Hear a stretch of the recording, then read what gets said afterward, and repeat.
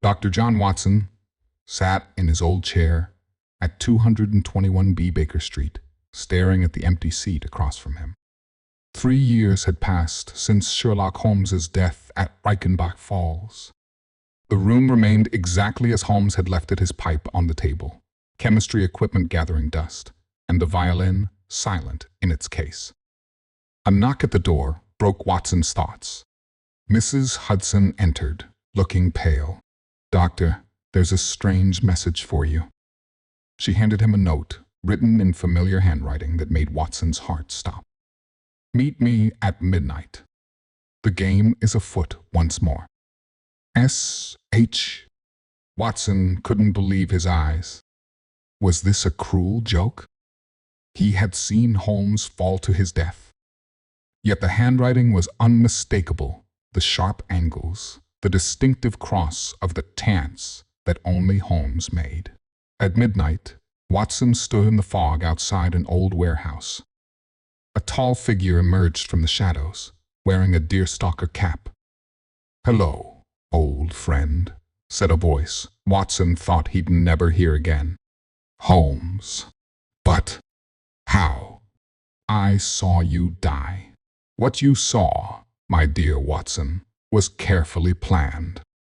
Moriarty did fall to his death, but I managed to climb up the cliff face. I've spent these years dismantling his criminal network in secret. Why didn't you tell me you were alive? Your genuine grief made my death convincing. But now I need your help. A series of strange robberies has occurred. Valuable items are being stolen, but worthless ones left behind. The police are baffled." Watson noticed Holmes looked thinner, with new lines on his face. But his eyes still held that sharp, calculating look. 3 nights ago, Lady Winchester's jewelry was stolen. The thief took only her old family locket, but left diamonds worth thousands. Last week, at the British Museum, a common Roman coin disappeared while gold artifacts remained untouched. Yesterday, a faded photograph vanished from Lord Blackwood's study. "What's the connection?" Watson asked. "Observe the pattern, Watson. Each item holds historical significance rather than monetary value. The locket contained a secret compartment. The Roman coin was from Julius Caesar's assassination.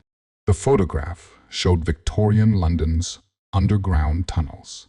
Holmes pulled out his magnifying glass, examining a scrap of paper. "I found this at the museum. Notice the ink's distinctive purple shade made only by Thaddeus Blackwood's shop. And here, traces of coal dust from the old Whitechapel mines. Blackwood.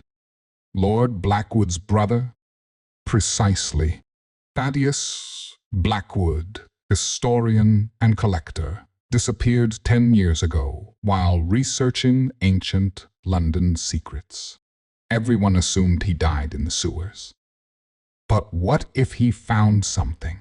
Something worth hiding for a decade. They followed the clues to an abandoned underground station. Deep beneath London's streets, they found a hidden room filled with maps, artifacts, and journals.